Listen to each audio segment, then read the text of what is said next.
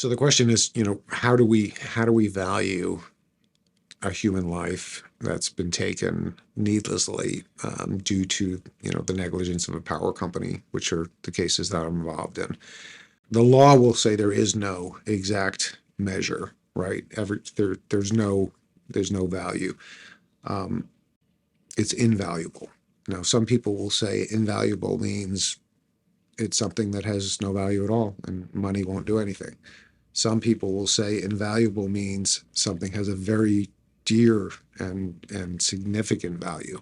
So in the Dominguez case, she had lost her first son, and so we told the jury about what she lost, and we told her, I think, in a way that anybody who has children can connect with.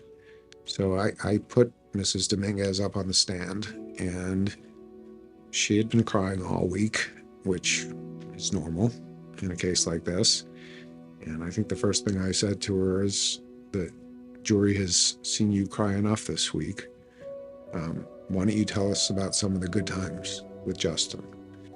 And I pulled family pictures from when Justin was a baby through the last time she saw him, which was Thanksgiving 3 weeks before he was electrocuted.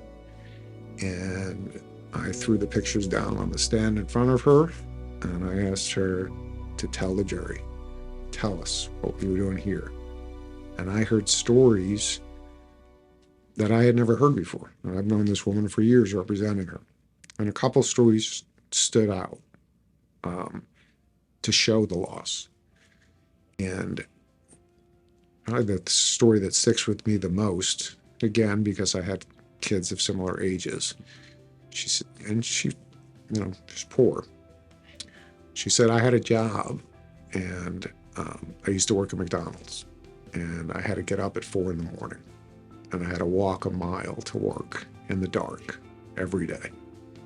She said, my 15-year-old son woke up every morning at 4 a.m, and he walked to me to work to make sure that I was safe.